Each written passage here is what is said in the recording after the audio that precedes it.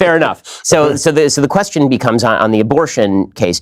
How much of that do you think is values driven, and how much of that that debate do you think is scientifically driven? So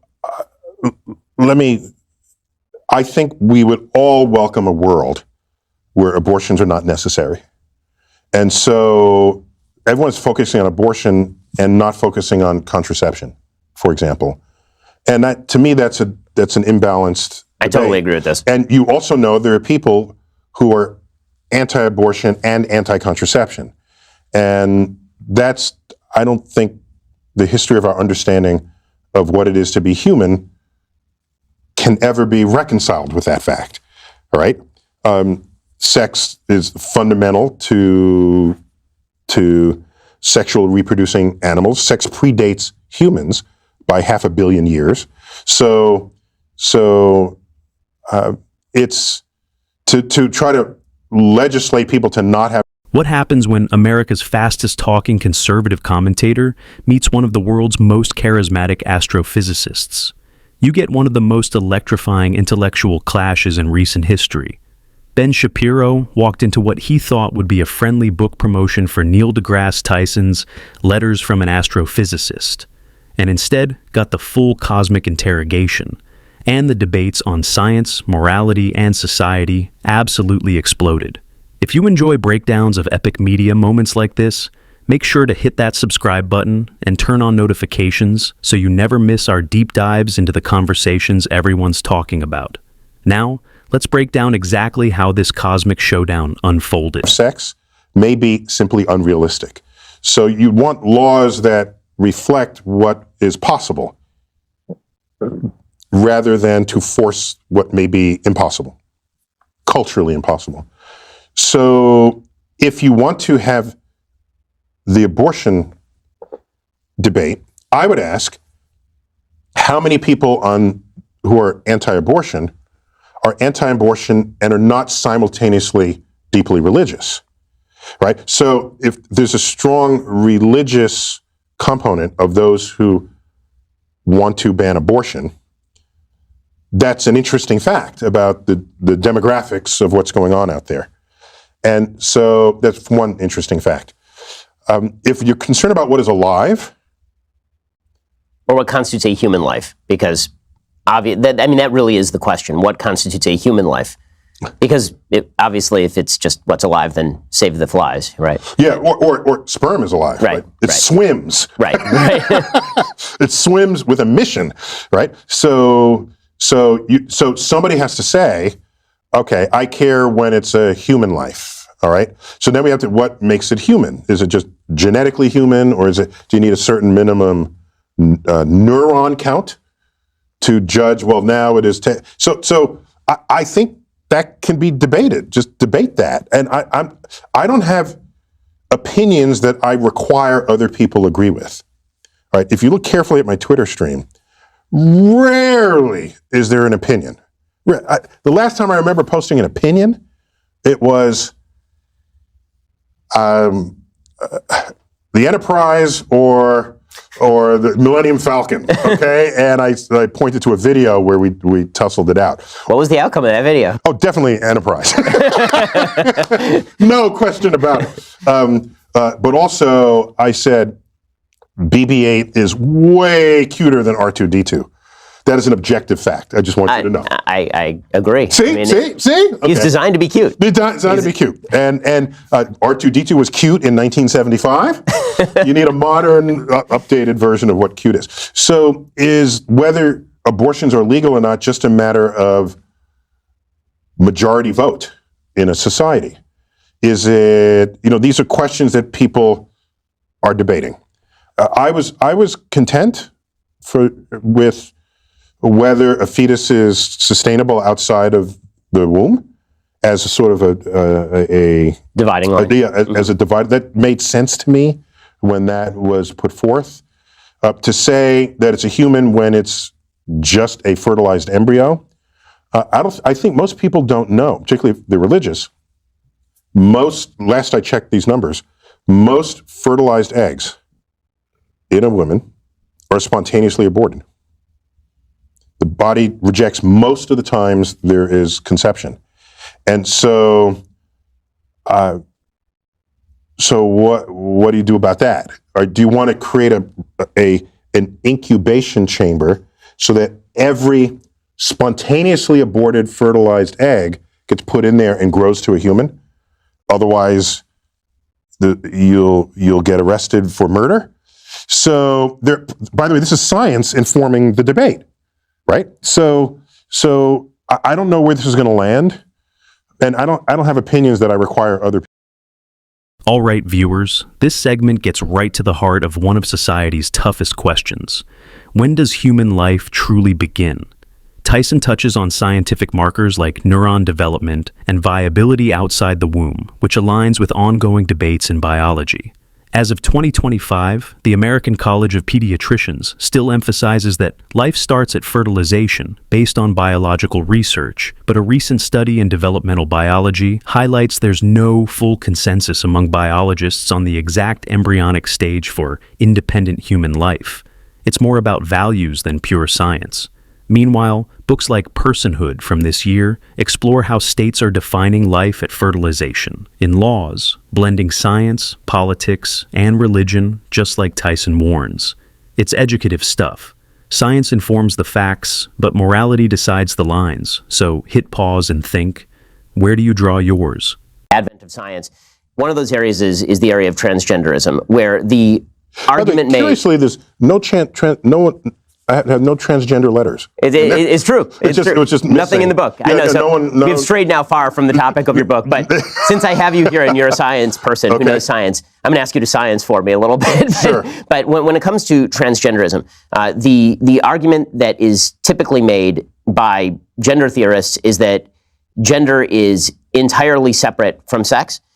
You've seen the argument made that it makes no difference on average if men are stronger than women are, and that if we were to allow transgender women to compete with non-transgender women, then this would somehow not disadvantage biological women. And this seems to me absolutely ascientific, that if we're actually going to have a discussion about gender and sex, that should be based in data, which suggests that mammals are in fact binary in terms of their sex, unless you have intersex birth defects typically, or genetic defects. I'm happy to opine on this. This only matters because today we segregate nearly all sports by gender. Otherwise, why do you even give a shit? What someone identifies with. So we live in a free country, and with consenting adults and people free expression of who and what they are. Man, on adult level, I agree with you. I think it does matter what you teach your children. Saying. And so there's the matrix of what you are biologically, how you express yourself, who you choose as a sexual partner. If we actually live in a free country, as we tell ourselves, people's freedom to behave in any of those ways should not concern you at all. Nor are they requiring that you behave that way.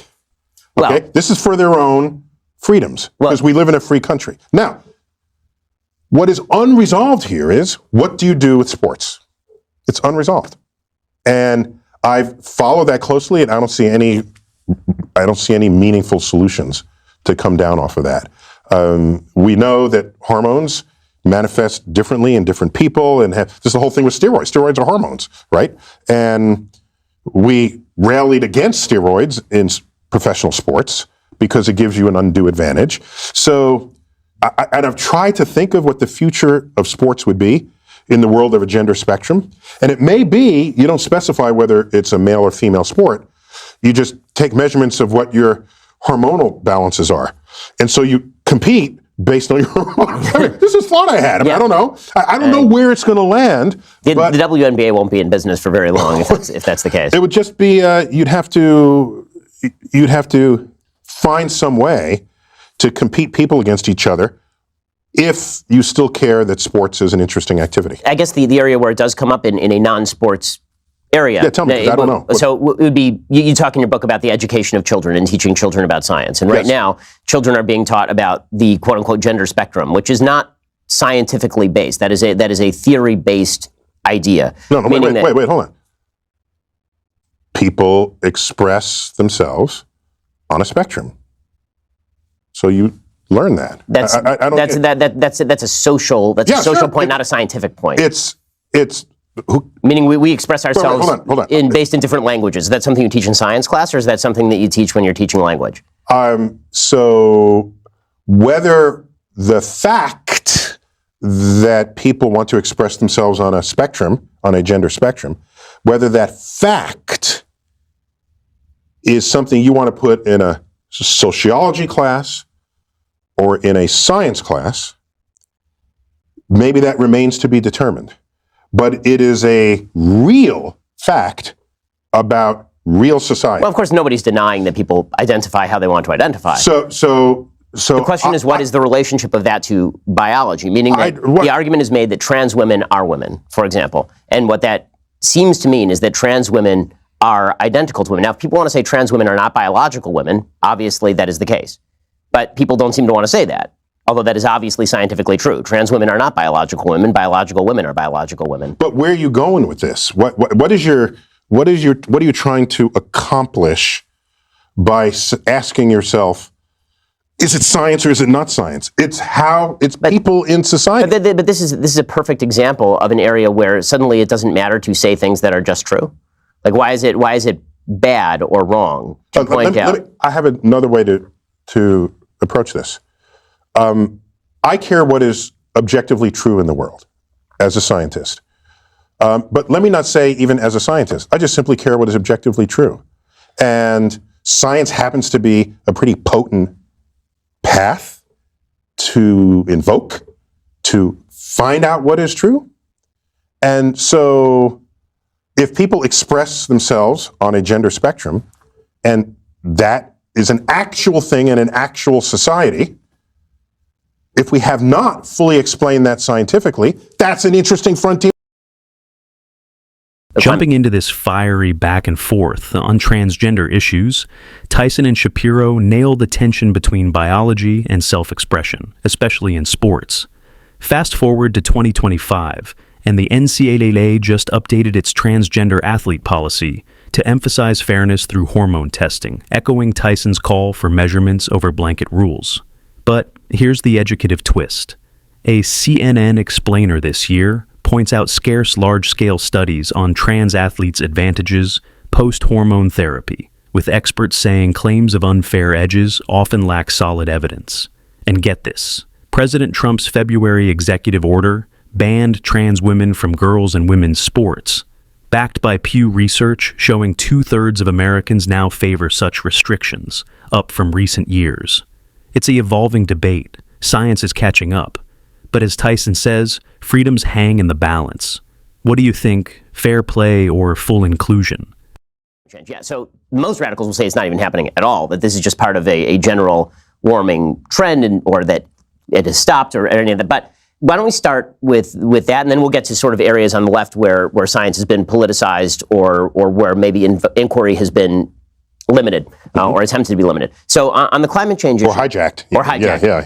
So let's talk about the climate change issue for a second. So what do we know and what is uncertain? Because this seems to be there are, it seems to me, gray areas, but the gray areas are baked into the science, meaning that according to the IPCC report, the climate could warm anywhere from 2 degrees Celsius to 6 degrees Celsius over the course of the next century or so. We're still not sure exactly of the level of climate sensitivity to human activity. You can acknowledge that human activity is responsible for the majority to the vast majority of climate change that has happened on Earth for the past century or so. Yeah, industrial age. Yeah. Right, exactly. But what is the range of outcomes? And does that suggest that if you have a different point of view on the solutions, that this amounts to climate denial? That's the part that I start to get dicey about. Yeah, so I mean, professionally, I'm an astrophysicist, not a climate scientist, right. But I do read. Right, and you've talked about this and before. I do recognize when a scientific consensus emerges, and I want to make it clear what I mean by the word consensus.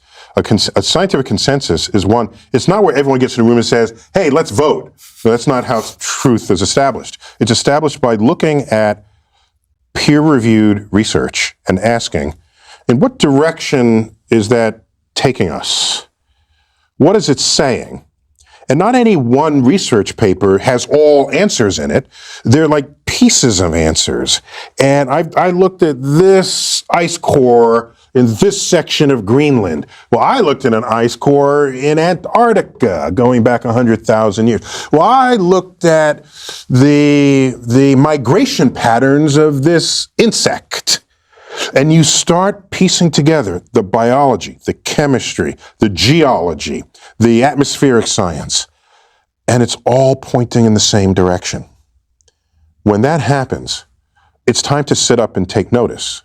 What the hell is going on? Okay?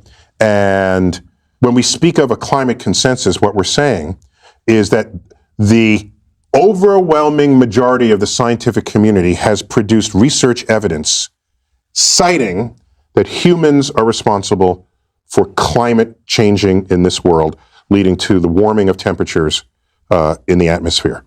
Period. If you want to deny that, you are denying it because it conflicts with your cultural or political principles. Okay, it's a free country. Go ahead and do so. But if you now rise to power over legislation, that's dangerous. It's irresponsible and dangerous. So the challenges are modeling climate. Oh my gosh.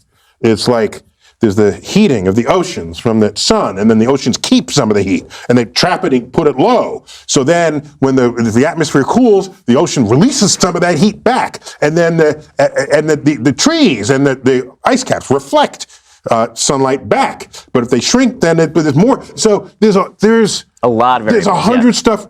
So that's why there's variance in the predictions that come from it. But the predictions all point in the same general direction. You will never have 100% of all scientists agreeing. That's not how progress in science works. What you're looking for is the overwhelming. If only half the scientific papers showed this and the other half didn't, you got no result. I guess the question that I have about climate change, and at least its public-facing sort of presentation, is the level of uncertainty when it comes to its effect. So you can acknowledge that climate change is happening. There are people who talk about catastrophic climate change, millions of migrants suddenly running around the world, Miami underwater. Yeah. We're all dead within a century and a half. So a certain catastrophic that won't happen. level. We will not all be dead in a century and a half. No, and we'll just flood all our coastlines. Well, and by flooding all our coastlines, it's not going to be immediate. You mean that there will be Correct. a gradual increase in sea level, However, which can be mitigated in certain ways, presumably. However, consider that most of the world's most important cities are on the water's edge, historically for transportation, for commerce, and the like. The most important cities in the world are on the water. Okay. Most of the most important cities in the world are found in that way. All right. So it's not like the water level start to rise. You might, if you're following my tweets, I said if we lose the Greenland ice sheet and the Antarctic ice sheet, then all that water goes back into the ocean levels will rise. It'll rise to the level of the Statue of Liberty's left elbow. Yeah, what are the chances that the entire Greenland ice sheet or the entire Antarctic ice sheet would melt? It's the limiting case. It's the limiting Well, if an case. asteroid were to hit the Earth, we'd all be dead. But yes, no, but it's if you want to ask how bad could it get, that's how bad it could get. And just to get her elbows straight, she's holding the Declaration of Independence on her left. It's that elbow, not this elbow. Not the one. Okay. So if you're between them, we're you're fine. good. But I guess the elbows straight. So I mean, but this is one of the areas where I feel like, okay, so why are we talking about the limiting case as opposed to most likely case or the cases that are most likely to fall within the range of possibility? And is that sort of alarmism generative of bad thinking about possible solutions? Meaning that during periods of when the dinosaurs roamed, there was no ice on Earth. And so there was much less land. When you enter an ice age, water evaporates from the oceans, it goes up to clouds, the clouds move over land, it snows. But it's so cold the snow never melts. It just stays there. And this just keeps happening. So you're systematically draining the ocean. And you're building snow layers on the ground, on land masses. These are glaciers.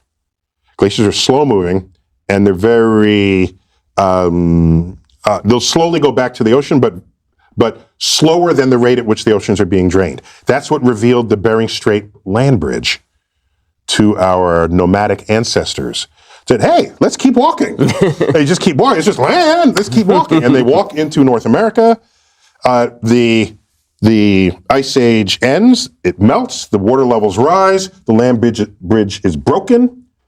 And never the twain would meet for tens of thousands of years, stranding an entire branch of the human species in North and South America.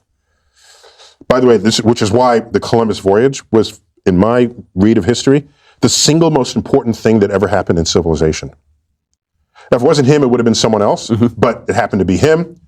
He reconnected these two separate branches of the human species that had been separated for tens of thousands of years. That's a profound fact for me. So it's already been the case that the Earth had no ice, had a lot of ice. Right. So this is not like we've already been hit by an asteroid. So right. You could say, oh, asteroid. That's right. Tell that to the dinosaurs, right? The dead dinosaurs who didn't have a space program or opposable thumbs. They need both. So the issue is not that the water level will rise and you can just walk away from it. It rises this much, and the next storm surge, combined with a high tide, which you almost always get with a hurricane, because it takes a long time for a hurricane to move up the coast. It takes typically a couple of weeks. Somewhere in there's going to be full moon or new moon high tide with a storm surge. Suppose your jetties or levees or whatever it is that keeps your city safe from the water that's out right there in the river or in the bay or in the ocean. Whatever that height is what you decided would be what would protect the city. Right. The ocean goes up an inch. That's all it takes. 1 inch to breach your levees. If you breach it by 1 inch, your city is now connected to a semi-infinite amount of water for as long as that hurricane is sitting there. And the water just pours in. That's what happened here in Hurricane Sandy. Katrina also breached all the levees. Yeah, well, the levees broke there. Well, levees broke. Don't get me started. That was like engineering. I mean, Katrina was Category 3. It already passed through New Orleans. People were like sweeping up the branches. Okay, we survived that. Then the levees broke. Okay, so the broken levees flooded New Orleans, not Katrina. We keep blaming Katrina without putting the lens back on our own maintenance of our infrastructure and our anticipation of what could happen given certain forces of nature. My point is, you're going to flood your city not because the water will slowly rise. You're going to flood your city because the storm that has the benefit of that extra inch, plus a storm surge, plus a higher intensity of the storm, because if the atmosphere is warmer, it carries more moisture. There's more heat driving the intensity of storms. You'll breach that, you'll flood the city. And there you have it. Or you lose your beach house. It happens in those storms. That's your first indication that your coastline is at risk. And not to mention those countries, island countries in the South Pacific, where the average elevation is a few feet above sea level. So you talked about refugees. You know who knows about global warming and who's preparing for it? Insurance companies and the military. The military cares, our military cares about where there is unrest in the world. Where if people are displaced, that creates problems because they got to go somewhere. And the borders are closed, well, unless you're near a nice country, right? So yeah, it affects more than just your beach house. No, for sure. I mean, the question becomes whether mitigation is the chief method of fighting this, or adaptation is the chief method of fighting this, or geoengineering. Should we be building more levies? I love geoengineering. I mean, I'm a fan. I like technology. Technology is helpful. It's in its infancy, geoengineering. But for me, one pie in the sky thought I have is hurricanes coming and ready to destroy a city. You put in some big anemometer inside the hurricane, right? And it spins the anemometer. But the anemometer is itself a turbine, right? So it's sucking energy from the cyclonic motion of the hurricane, and you use that to drive the energy needs of the city that it might otherwise destroy. You should propose that to President Trump. I mean. This climate showdown is classic Tyson, pushing hard on scientific consensus while Shapiro probes the uncertainties. Updating that, For 2025, the IPCC's latest outlines for their 7th assessment report agreed in March reinforce human-driven warming, with working groups diving into physical science, impacts, and mitigation strategies.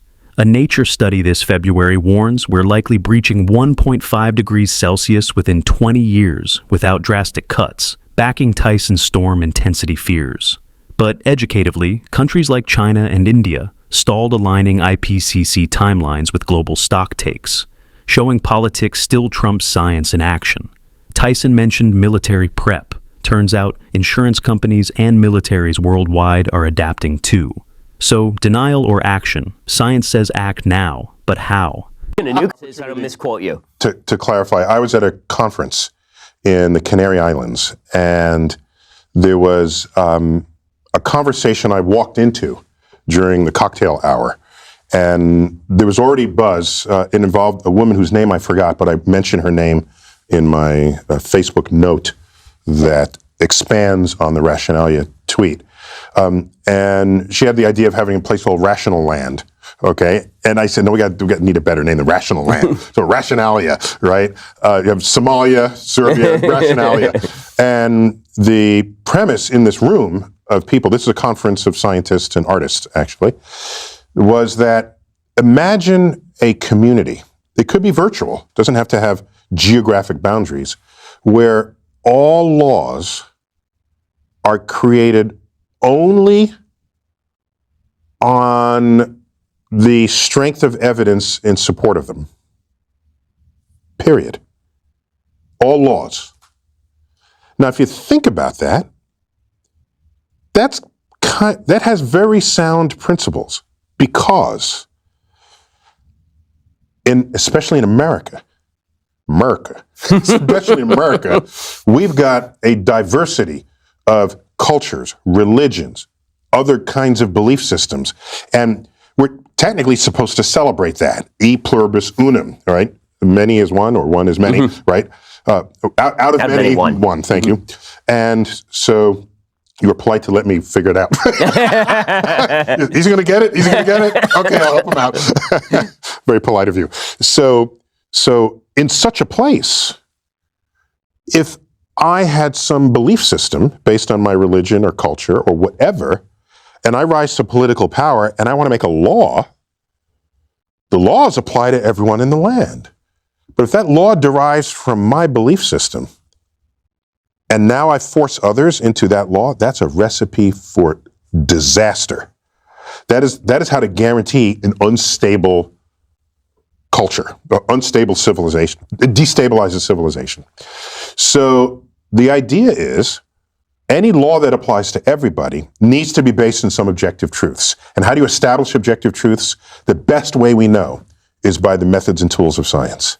And the strength of the law would be commensurate with the strength of the evidence to support it. And if you don't have the evidence to support it, you have no business making a law for it. So that would be the premise. And then some people jumped in the. I don't read every one. You probably don't either, because you. No. No. Talk about pissing off the internet. You're king of pissing off the internet. Try to drag me into this. Exactly. Welcome to my lair. All right. So how would this work? So a lot of the debates centered on, well, who's going to decide what's true? Enough to base a law on it. And other people didn't see my actual words. There's a lot of reading comprehension issues I've noticed.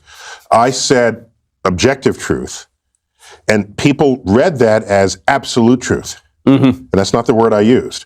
Then people said, who's to decide what is absolute truth? And there's no such thing as an absolute truth. And I never said that. Right. And there's a difference. I'm not convinced there's an absolute truth. Science establishes what is true based on evidence, and that seems to work. But there could be later evidence that gets to a deeper truth, and we're open to that. That's how we went from Newton to Einstein. Right. Newton still works. You took physics for sure. You still use Newton's equations, but there are situations where they don't apply. They break down, and you need a bigger story. So in comes Einstein, draws a bigger circle around the Newtonian physics, And so now Einstein has a deeper understanding of the universe, but it doesn't negate Newton in the regime in which it had previously applied. It still applies. And I was going to jump in and continue, but it got very... Well, you have a life to live. I mean, that's... I got a wife, I got kids, Exactly. I want to eat, So, but I'm glad it introduced some kind of thinking about what kinds of forces should operate on laws that we all must obey. So I think that there were two well-founded criticisms. There were a lot of poorly founded criticisms. I think there were two well-founded critiques, I should say. And by the way, there are letters in this book that are asking about more. Tyson's rationalia idea from years back still stirs the pot here, envisioning evidence-based laws to avoid belief-driven chaos. In 2025 follow-ups, Tyson posted on Instagram about rational arguments failing in U.S. governance due to education gaps, doubling down on the need for evidence over ideology. Educatively, critiques like those in the Breakthrough Journal argue rationalia overlooks human disagreements on facts, and a 2016 Popular Science piece called it unworkable for ignoring values, just like Shapiro's point. Tyson's own reflections suggest a virtual country embracing rational thinking, but as he admits, implementation's the real hurdle. It's a thought experiment worth pondering. Could science-only policies stabilize society or crush freedoms? Of morality. And I guess the question that I have when I hear something like that is that's a romantic way of putting the idea that we're meatballs in space, that basically we're romantic meatballs. Yeah, exactly. That we're Spinoza's stone that's sort of thrown, and then we have this bizarre awareness that we've been thrown, but there's nothing we can do about it. And by the way, you are the first ever talk show host to mention Spinoza. Oh, well. Thank you, I guess. Famous Jewish philosopher. Right, exactly. And probably, pantheist, maybe the first open atheist. Yeah, exactly. But first atheist Jew. Exactly. It started publicly, a great long tradition of atheist Jews. Yeah, I mean, we can argue about how great it is, but Marx is in that tradition too. It didn't end great. But in any case, when we talk about that particular moral question or the purpose-driven question in your book, you talk about how you think a moral system can be derived from science. And you sort of assume that moral systems, the thriving of humans, the same way that Sam Harris or Michael Shermer talks about it, that is sort of a given, and that we all define thriving in the same way. And you're very critical, obviously, of Judeo-Christian religion particularly. Well, no, I wouldn't put it that way. I would say if you're trying to fight me using Judeo-Christian religious texts, if you're trying to fight me about the nature of the physical universe... No, that's idiotic. Well, that's what I'm saying. No, that's idiotic. Right. But otherwise, I'm not going to... If Jesus is your savior, if Moses is your man, I'm not taking that away from you. I have no intentions on taking that away from you. There are letters in here from Jews, from Muslims. This Buddhist wrote in, and the corpus of those where people like to sort of tussle with religion tend to be fundamentalist Christians. So there's a chunk of letters in there as well. But each of them have a different reason for coming to me. And so the conversation is different. One of them says, is there any way the universe can be 6,000 years old? It just please help me out here. I want to try to get back. And as you know, 6,000 years is the canonical biblical age if you run through the begats of Genesis. And the begats in Genesis? Yes, they are. Thank you. Mm-hmm. So I don't think science hands you morality, but I think science informs morality. And that's an important connection that I don't think people commonly make today. There's a lot to know about life, about people debating abortion, people debating issues related to human physiology and health. Mm-hmm. Well, what do you know about the nervous system? What do we know about consciousness? What do we know about in the brain, the neurosynaptic connections? If a part of this brain gets damaged, you don't even know who you are. If another part gets damaged, you can't speak. Another gets damaged, you can't recognize a face. And that's kind of important information about how we're going to handle what happens to people, right? It informs sure. it. Now you can have your morality panels, or whatever they're called, the people who advise politicians or whatever. Ethics panels, they're called. Right. And so, but don't believe that a scientist shouldn't be in that room. No, I certainly believe that scientists should be in the room to provide the additional information necessary to fill out the application of moral principles. Yes, I agree. I guess that my question becomes, when we're talking about the original initiation of moral principle, why should we believe that science can do that? I've never said that. And I think that there's a very strong David Hume is ought problem. Well, right? Yeah, except if you look at what we consider to be moral principles today, it is, especially in communities where they say we have Judeo-Christian foundations for society, there's a lot of editing out For sure. of what went on in the Bible versus what we value and judge today. And so you can ask, what is the foundation of the editing? And this really is traceable to secular discussion about our understanding about civilization, about people, about how we treat each other, one another. And so, when you look at Darwin and learn, of course, there are people, social Darwinists, which fed Nazism, right, and eugenics. But you part through those curtains. At the bottom of Darwin is the fact that we are all genetically connected. That's profound. It means we have different skin color, but we are fundamentally identical as a species, okay? And, to a jellyfish, they will not be able to tell us apart if we're a jellyfish. So the commonality of DNA among all humans, the commonality of DNA among all life on Earth, that is stupefying. Wrapping up with this deep dive into morality source, Tyson frames science as informing ethics through our shared stardust origins, while Shapiro defends religious foundations. Fresh from 2025, a Wiley study shows widespread moral conflicts between scientists and religious folks in the U.S., often over trust in science's values. Pew Research this February found 68% of Americans believe you can be moral without God, upending old assumptions and supporting Tyson's secular view. But educatively, a Sociology of Religion paper reveals religious people see both science and faith as less certain on morals, fueling the divide. It's not war, as some say, but a blend.